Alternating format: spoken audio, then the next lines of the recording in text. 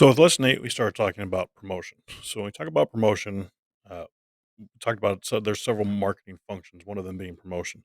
So promotion is needed to communicate information about goods, services, images, and or ideas to achieve a desired outcome. So it could be a lot of different things, but the main purpose that we're looking at is trying to communicate that. So any form of communication in business or organization uses to inform, persuade, or remind people about its products and improve its public image.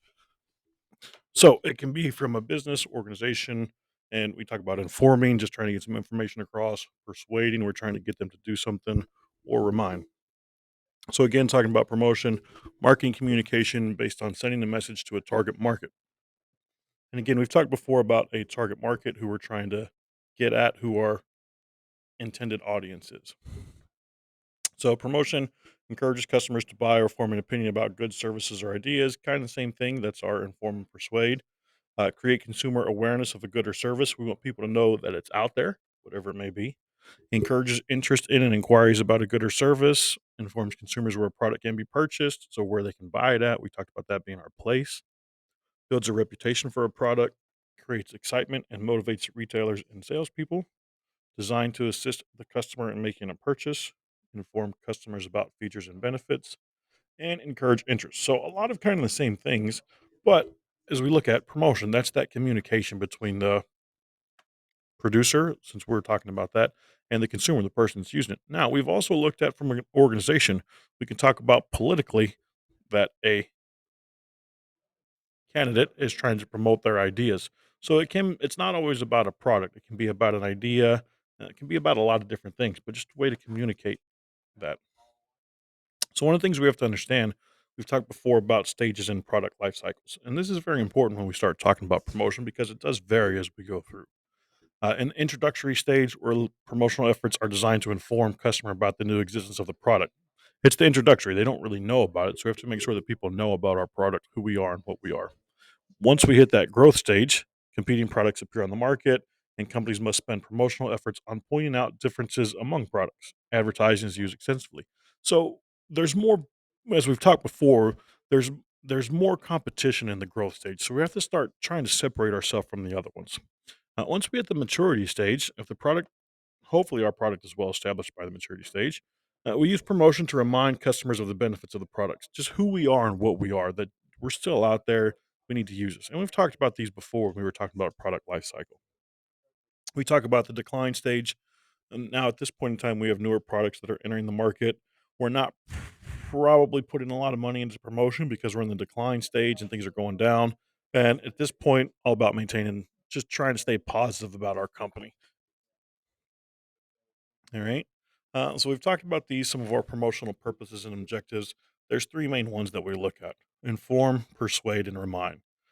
Inform, new products are coming out, products with new uses, educate about product uses, or educate about any product or idea. So we're trying to inform people, let people know about it.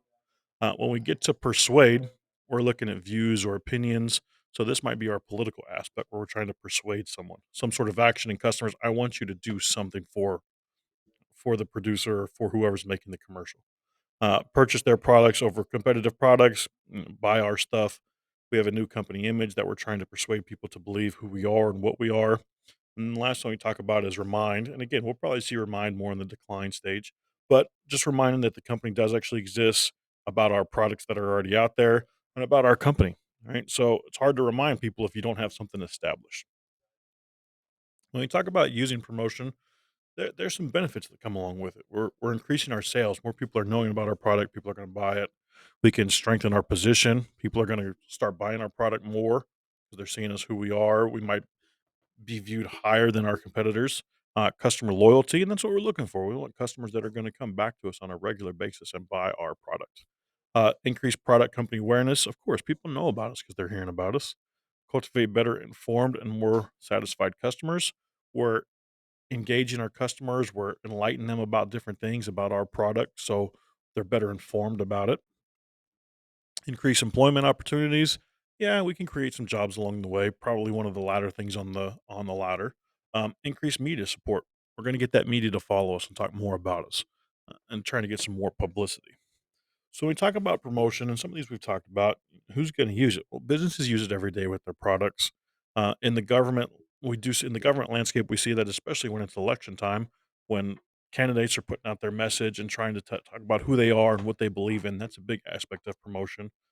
Special interest groups, producers, people that are making something, middlemen, as we've talked about, those intermediaries, all their everybody uses promotion almost to some extent. As a person, you're promoting yourself when you're trying to explain why you're the best person for a job. That's an essence of promotion. Sports teams promote because they want people to come to their games. So any aspect of trying to get that information out so that other people know about you, well, that's promotion. So when we look at promotion, we have two different ways that we look at it. We look at primary and secondary product promotion.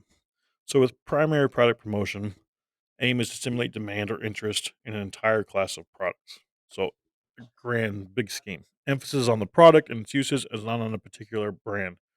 So we talk about their competition between beef and pork. So those are grand things, not focusing on one individual, but more so focusing on the entire market.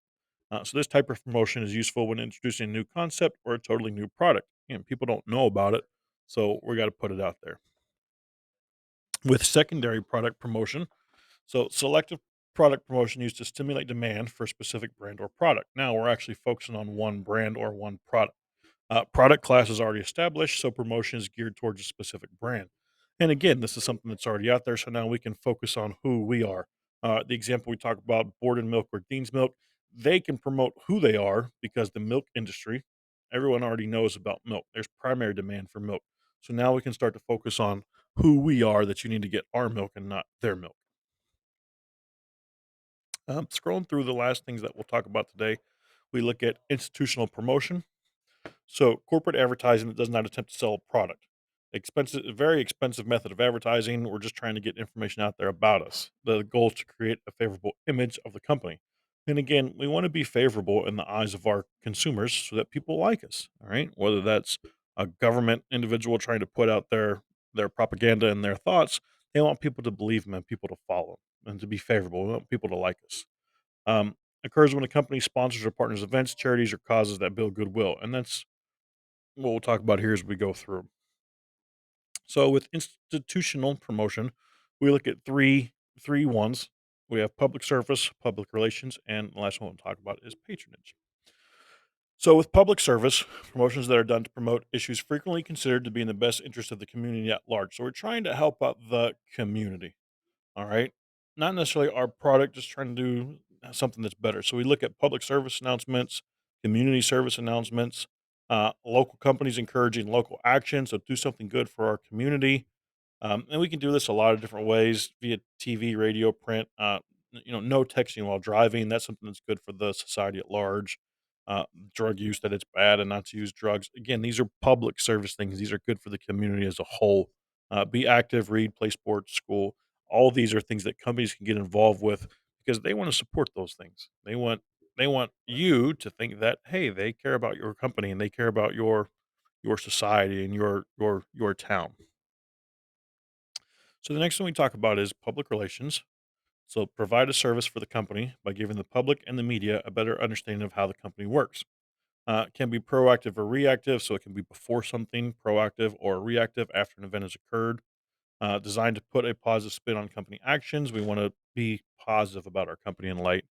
More credible than paid advertising, and we'll talk about paid advertising here in a little bit. But with paid advertising, we're paying to send that message out. We're in control of the message entirely because we're paying for it. Whereas with public relations, not so much in control of the message that's going out. We'll talk about that a little bit later. So with public relations, you create your press release, contact news outlets, and then use those media outlets to explain what's going on. They're going to explain things for you. They're going to talk about that event that you held. Usually with public relations, we're going to have some essence of an event or something going on to invite the public to learn more about who we are. The last one that we talk about is patronage. So designed to get customers coming back to the company, whether that's a store or whatever it may be. You want people coming back to you, to your organization. So promotions are designed to promote a firm's prestige or features. So how nice we are. We want you to come to us because of who we are, how nice we are, and what we carry. Companies position themselves as prestigious in the minds of consumers. So again, we want to be prestigious. We want to be the one that people put on the high pedestal that they think is the best and the nicest and the cleanest. So can lead to continued support loyalty and repeat business of customers. And again, that's what we talk about. We want customers to be coming back to us. They're coming back to us, they're not going to our competition. So that's that aspect of loyalty where they staying with us and they're supporting us, making sure our company can go. So our customers are those are our patrons, are satisfied with the company and trust and or have confidence in the company based on past experiences. So we're building that good lineage of they've had good experiences with us, they're going to come back to us. And again, we want them to come back to us as opposed to going to our competition.